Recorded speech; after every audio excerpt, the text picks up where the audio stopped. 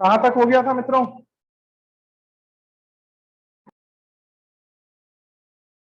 हो गया मित्रों, ये कोई दिक्कत तो नहीं। मॉलिक्यूलर मास ऑफ मिक्सचर निकाल लिया। सबसे पहले आपको क्या गिवन था? 4.4 gram of CO2 and CH4 का कितना? ठीक है,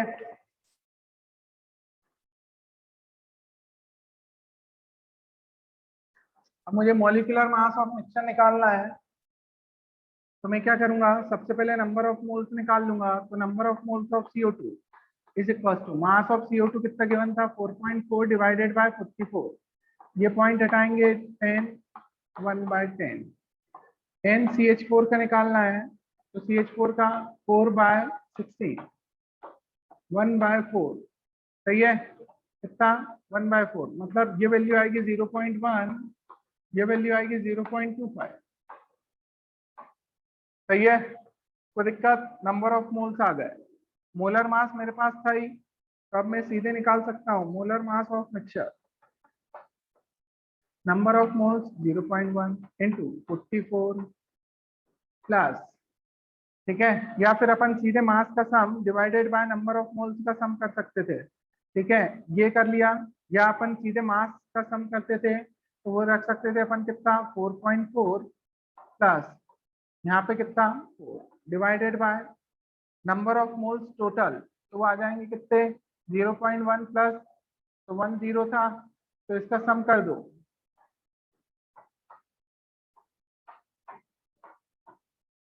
आ रही है बात समझ में? तो अब कितना आ जाएगा बेटा? 8.4 डिवाइडेड बाय 0.35। ठीक है, अब इसको सॉल्व कर दो, तो क्या आ जाएगा आंसर? सुन लिया सभी ने? कोई दिक्कत तो नहीं?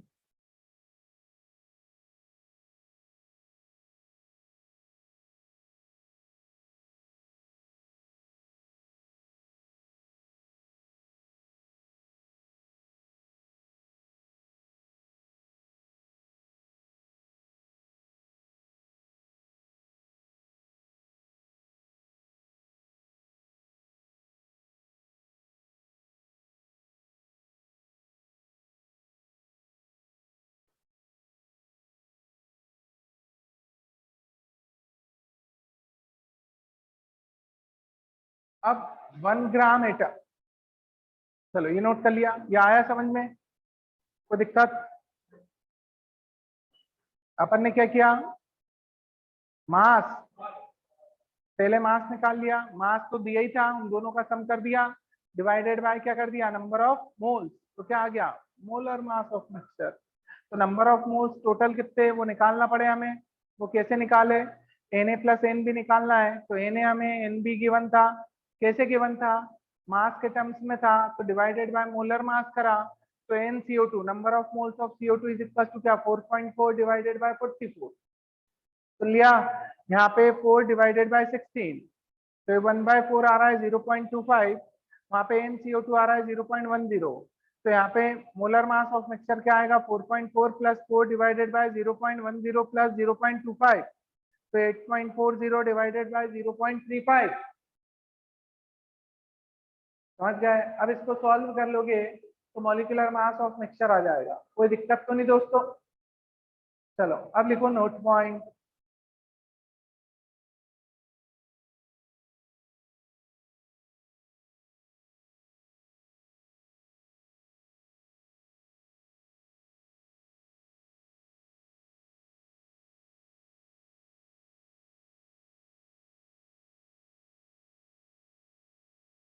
नोट पॉइंट में क्या रहेगा बेटा? ये तो मॉलिक्यूलर मास निकाल सकते हैं। अब नोट पॉइंट में लिखना average atomic mass. Average atomic मास। अब एवरेज एटॉमिक मास कैसे निकालेंगे बेटा? तो कोई भी एलिमेंट जैसे दिया है उसके आइसोटोप प्रेजेंट है। क्या प्रेजेंट है? आइसोटोप। क्या प्रेजेंट है? आइसोटोप। आइसोटोप क्या होते हैं? जिनका एटॉमिक नंबर सेम हो बट मास में डिफरेंस हो। काय में? मोलर मास में यदि डिफरेंस आ रहा है तो वो कहलाएंगे आइसोटोप। ठीक है, अरे बोले समझ में आ रहा है? जैसे कोई भी एक एलिमेंट लिया तो अभी एवरेज एटॉमिक मास निकालेंगे हम। क्या निकालेंगे? क्या निकालेंगे? एवरेज एटॉमिक मास। कब निकालेंगे? जब एलिमेंट के आइसोटोप हैं और वो नेचर में एग्जिस्ट कर रहे हैं। क्या बोला मैंने? नेचर में वो एग्जिस्ट कर रहे हो। ठीक है, आइसोटोप मतलब क्या होता है बेटा? नंबर ऑफ प्रोटॉन सेम हो बट एटॉमिक मास में डिफरेंस हो। अपन एग्जांपल भी लेंगे, सारी चीजें करेंगे, टेंशन नहीं लेना।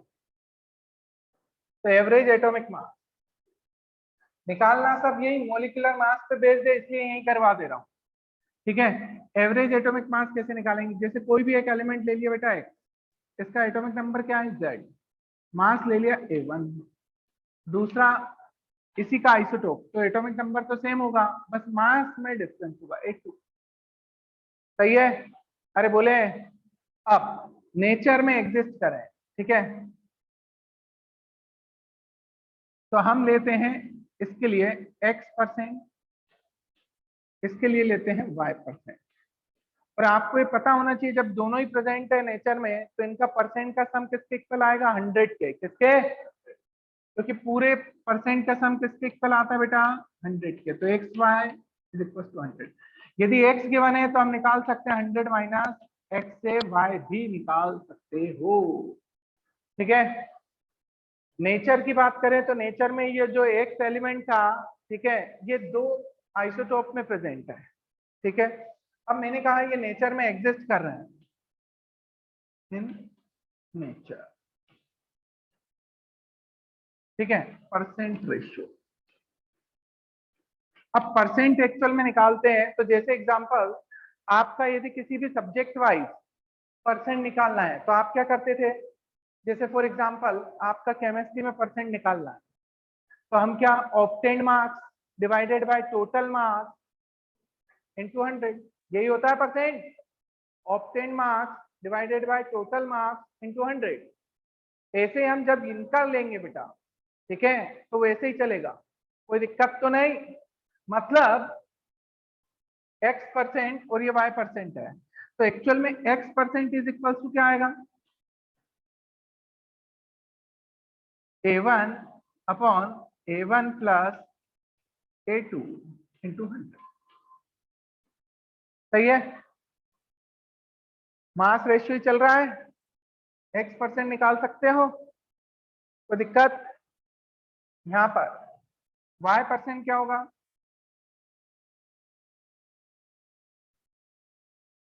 A2 upon A1 plus A2 into 100।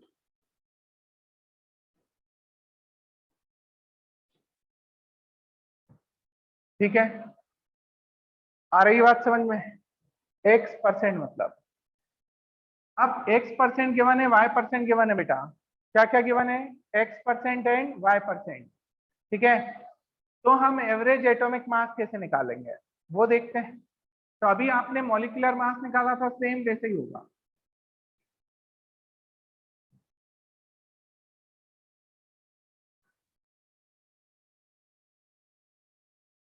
एक मिनट, कुछ गड़बड़ हो रहा है, ये अभी रुकना जरा।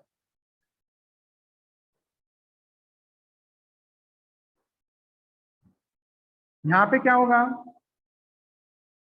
X% इंटू Y% की बात करें तो यहाँ पे क्या, total mass, total mass is equal to क्या रहेगा? इसका मास तो इसका मोल फ्रैक्शन, तो इसका मोलर मास लिखो, एवरेज मॉलिक्यूलर मास।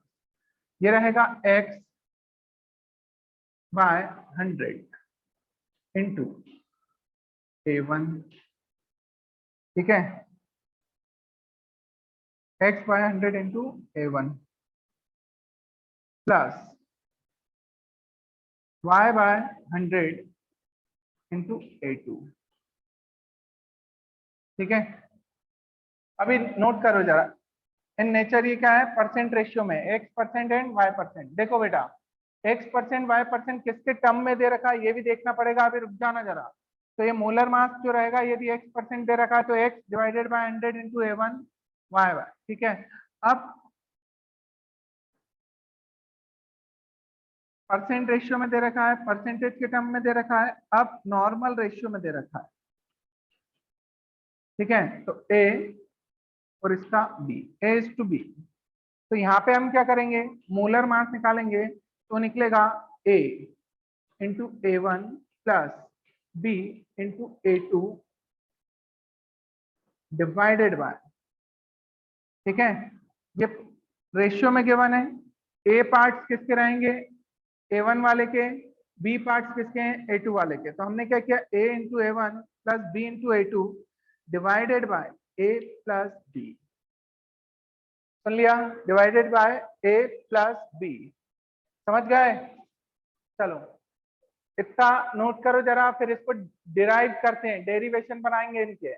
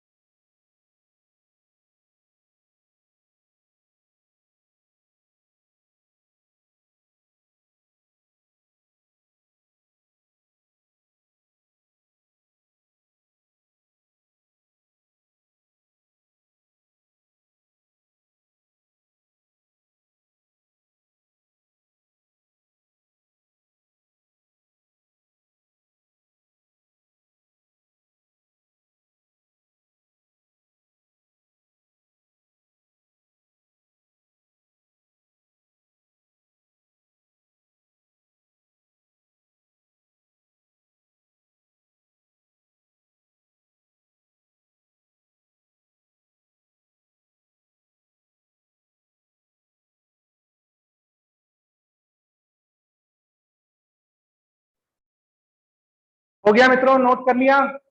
अब देखो बेटा, सबसे पहला अपन देखते हैं ए रेशियो बी में प्रेजेंट है, तो ये एक्चुअल में दिए होंगे इसके पार्ट।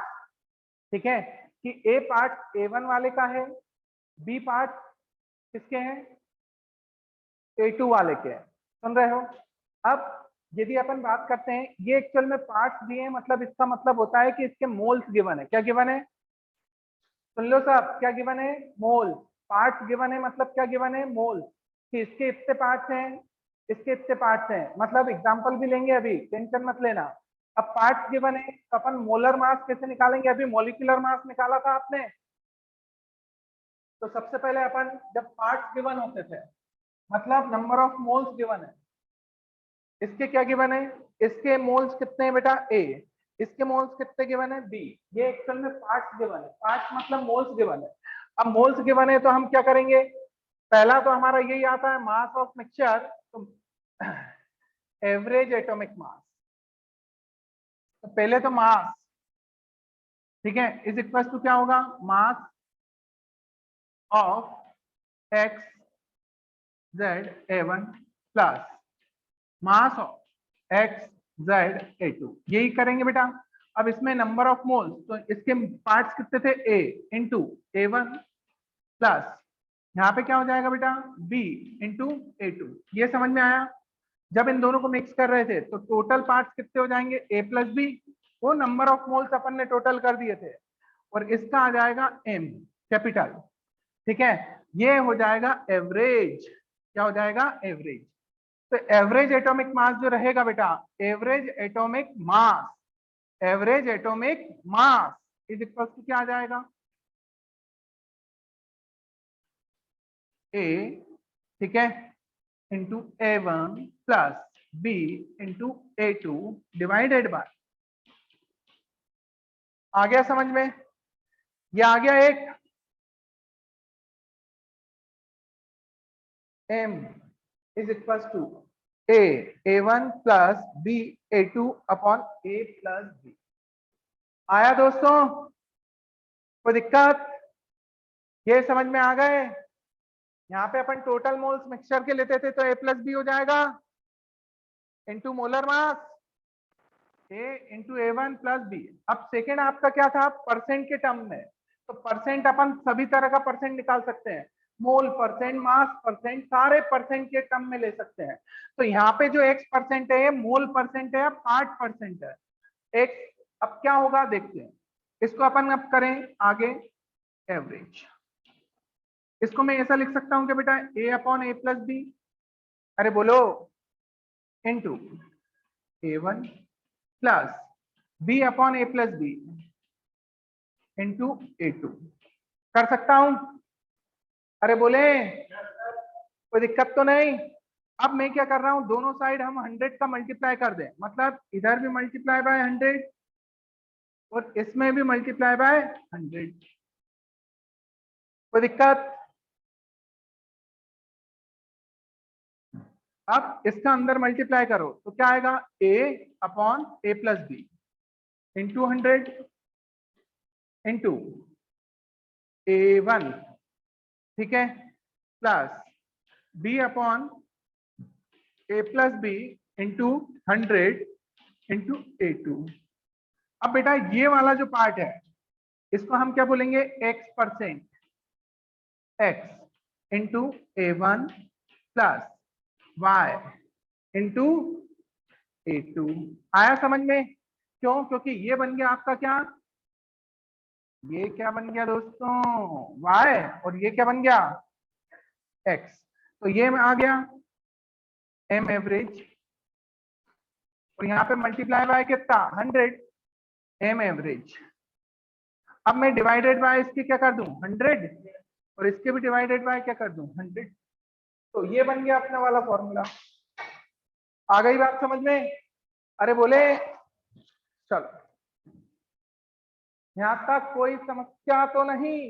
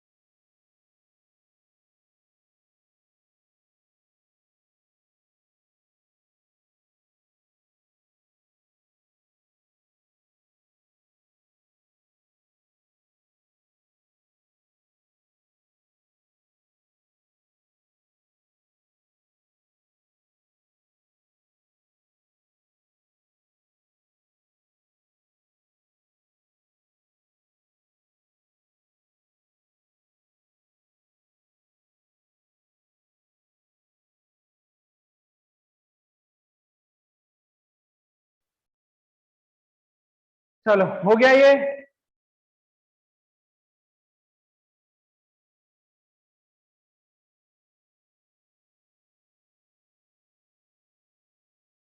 एग्जाम्पल लिखो बेटा, क्लोरीन Cl। सर ये एक बार फिर से एक्सप्लेन कर दीजिए। फिर से एक्सप्लेन अपन एग्जाम्पल लेके करें तो दोस्त मजा आएगा कि नहीं? Yes sir. हाँ, ये समझ में तो आ गए ना, कोई दिक्कत तो नहीं है? देखो अपने को क्या, जब x% और y% के टर्म में दे रखा है तो अपने को एवरेज एटॉमिक मास कैसे निकालना है बेटा? ये एवरेज एटॉमिक मास है, क्या है? नहीं तो लिख लेना आगे। पूरा लिखूं क्या? Atomic mass. ठीक है, अब एग्जांपल लेते हैं तो और अच्छे से आएगा। जैसे अपन ने लिया बेटा Cl। अब Cl का आप जानते हो मास कितना, 35.5 लेते हैं। क्यों लेते हैं वो देखेंगे। तो एक 17 Cl17, एक होता है 35, एक होता है 37। ये दोनों आइसोटोप है। इसका पहले अपन परसेंट रेशियो में देखें तो इसका 3:1 होता है बेटा। नेचर में जो एग्जिस्ट करता है वो किसमें? 3:1। इसके 3 पार्ट्स मिलेंगे, इसका 1 पार्ट मिलेगा, मतलब मोल के टर्म्स में लेके चलना है। तो अब average atomic mass of Cl,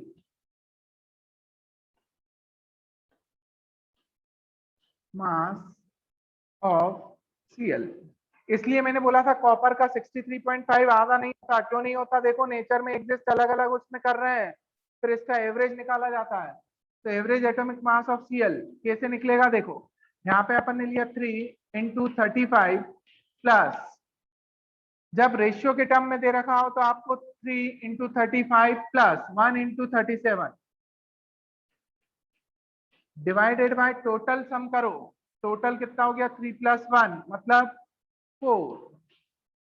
तो अब इसको सॉल्व करोगे पूरी तरह से तो आपका आंसर आएगा 35.5। अब सुनो, यदि इसके 3 पार्ट है, इसका 1 पार्ट है, तो टोटल पार्ट्स कितने हो गए नेचर में? 4। उसमें से 3 पार्ट्स किसके हैं? इसके 35 वाले के, और 37 वाले का एक ही पार्ट है। अरे बोले कोई दिक्कत? तो अब इसका यदि परसेंट रेशियो देखें तो परसेंट रेशियो कितना आएगा? 75, मतलब 3/4 टोटल पार्ट इंटू 100। तो ये हो जाएगा x%, ये आ जाएगा 75%। आ रहा है समझ में? तो अभी तो ये क्या पार्ट रेशियो में दे रखा था, मतलब मोल रेशियो में दे रखा था। दूसरा तो ये फर्स्ट मैंने एग्जांपल ले लिया, इससे निकाल के देख लेना। सेकेंड अब वो दे रहा है, इसका 75% है बेटा, और इसका कितना परसेंट रहेगा? तो 100 माइनस 75 करो, इसका कितना है? 70%, इसका 25%। ठीक है, अब परसेंट के उसमें गिवन है तो आपको क्या करना है?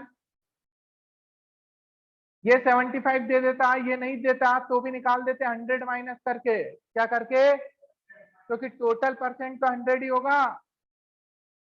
अरे बोले अब average atomic mass of Cl, तो ये क्या आएगा बेटा? x मतलब 75 डिवाइडेड बाय 100 इंटू कितना? 35 प्लस 25 डिवाइडेड बाय 100 इंटू 37। इससे भी निकालोगे तो आपका वही आएगा, करके देख लो।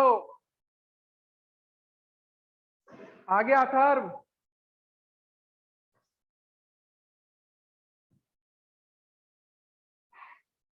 वैल्यू कैलकुलेट करके देखना सर।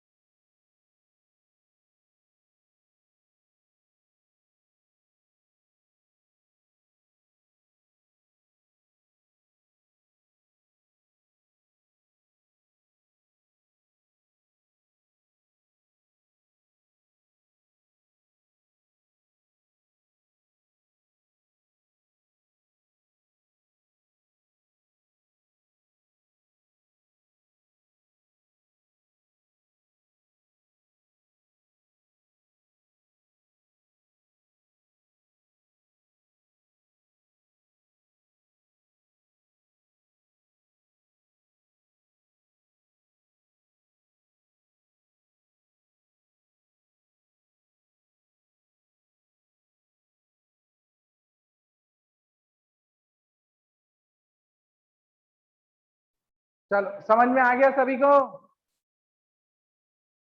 कोई डाउट? 949 किसका आ रहा है बेटा? मितांश, डिवाइड भी करना है उसमें, जो भी आए कैलकुलेट करके निकालो साहब। 35.5 ही आएगा, इसलिए सीएल का एवरेज एटॉमिक मास लिया जाता है। वो 35.5 है क्या? एवरेज एटॉमिक मास।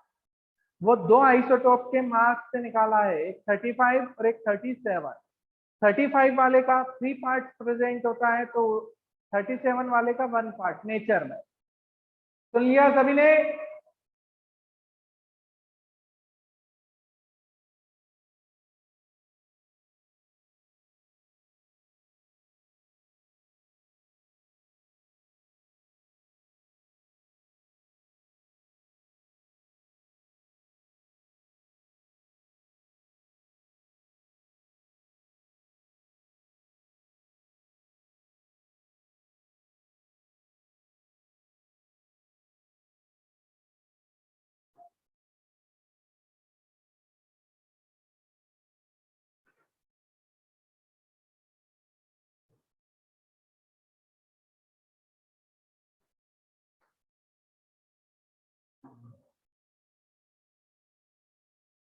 मित्र, कभी भी क्लास अटेंड करते टाइम मोबाइल नहीं उठा लेना। एक बार बोल देते हैं हम, दूसरी बार और अब कभी मत उठाना, ठीक है?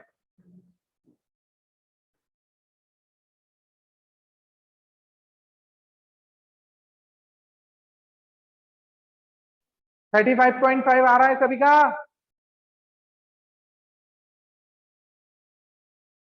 चलो नेक्स्ट।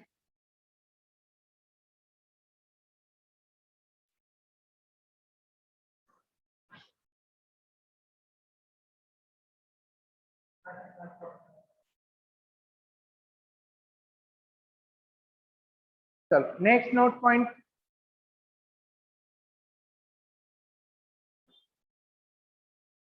परसेंटेज के टर्म में दे रखा है तो भी निकाल सकते हैं, ठीक है? और उसके टर्म में दे रखा है रेशियो के टर्म में तो भी निकाल सकते हैं, कोई दिक्कत नहीं आएगी। अब मैं बात कर रहा था, जैसे नोट पॉइंट में नेक्स्ट क्या है बेटा? नंबर ऑफ मोल्स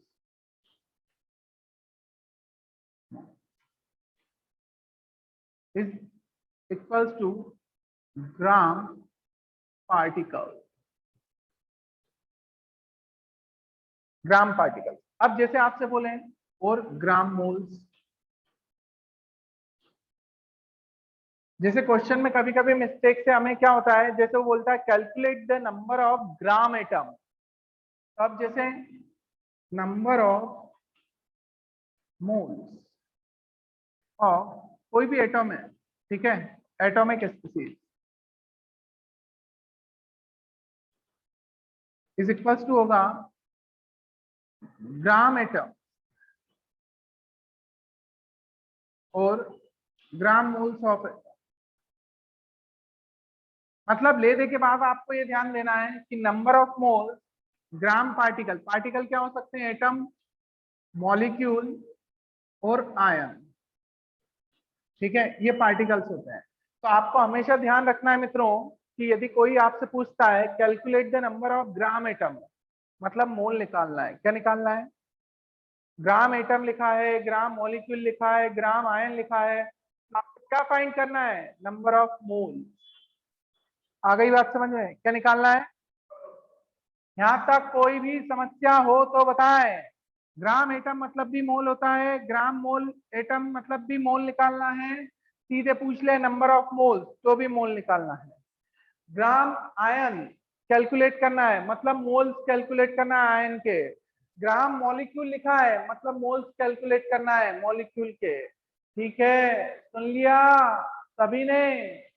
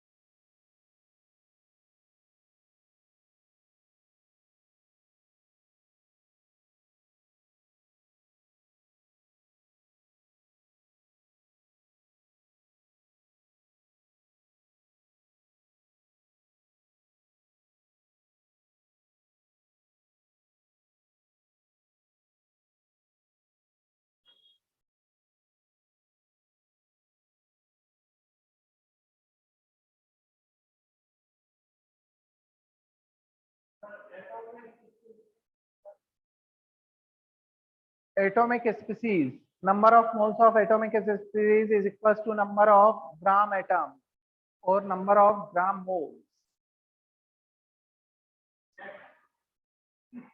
हाँ,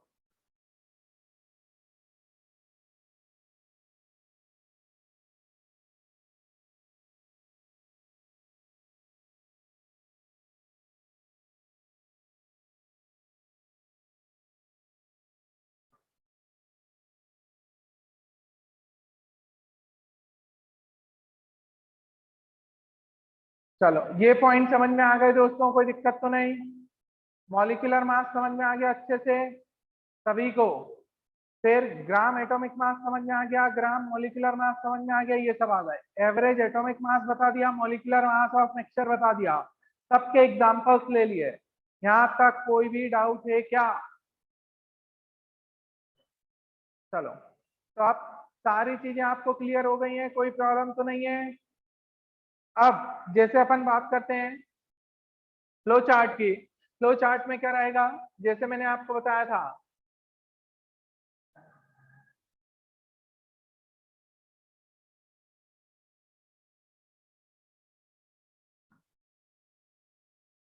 देखो बेटा, यदि अपन बात करें कोई भी सब्सटेंस, जैसे अपने पास है सॉलिड स्टेट में, फिर लिक्विड स्टेट में, फिर गैसियस स्टेट में, ठीक है? अब सॉलिड के आपको क्या क्या गिवन है? तो सबसे पहले मास गिवन है, मास, दूसरा वॉल्यूम, तीसरा नंबर ऑफ पार्टिकल्स। पार्टिकल्स मैंने बता दिया एटम्स, मॉलिक्यूल्स या कुछ भी हो सकता है, ठीक है? पार्टिकल्स। ऐसे इसके हमें क्या गिवन है? मास गिवन हो सकता है, ठीक है? क्या गिवन हो सकता है? वॉल्यूम, और थर्ड क्या? Number of particles.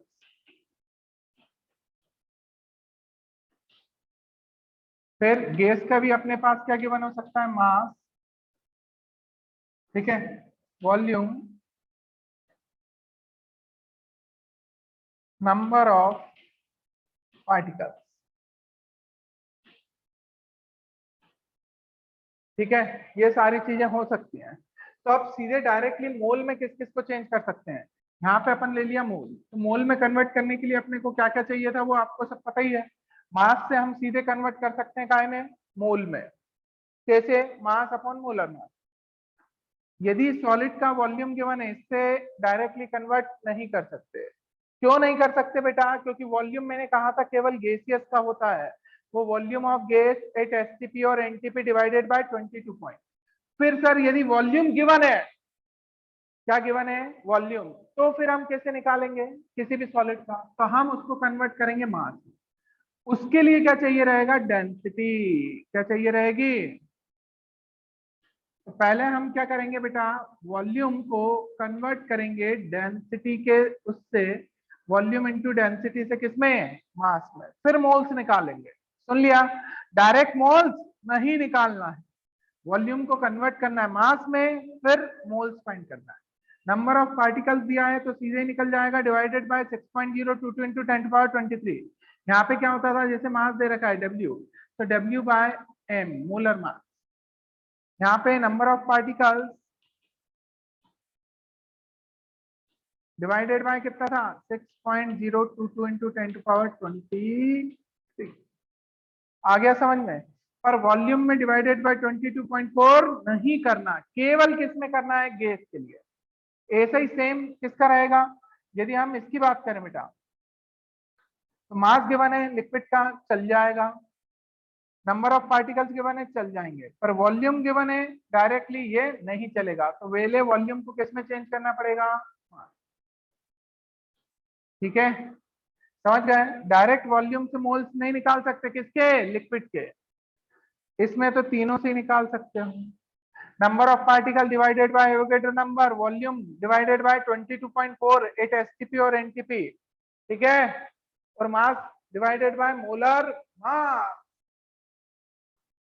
तो ये होगा, ये भी होगा, ये भी होगा, ये भी होगा। जो नहीं होंगे उस पर क्रॉस लगा दिया है। तो यदि तुम्हें कोई भी लिक्विड का वॉल्यूम दिया है तो डायरेक्ट नंबर ऑफ मोल्स मत निकाल देना, सॉलिड का वॉल्यूम दिया है। विजयन सर हम कैसे पहचानेंगे? तो मित्रों H2O कौन सी स्टेट में है?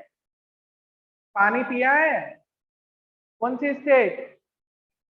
लिक्विड। तो लिक्विड का आप तुम्हें उसका वॉल्यूम दे दिया जाए तो डायरेक्ट मोल्स मत निकाल देना, डिवाइडेड बाय 22.4 करके। आ गई बात समझ में? पहले उसको काय में चेंज करना, मास में। कैसे चेंज करोगे? Mass is equal to volume into density. आ गई बात समझ में?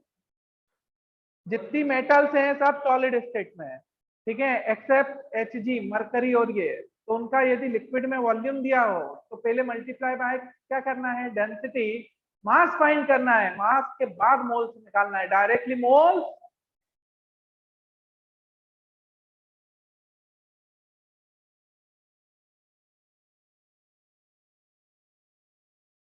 यहां तक समझ में आया दोस्तों?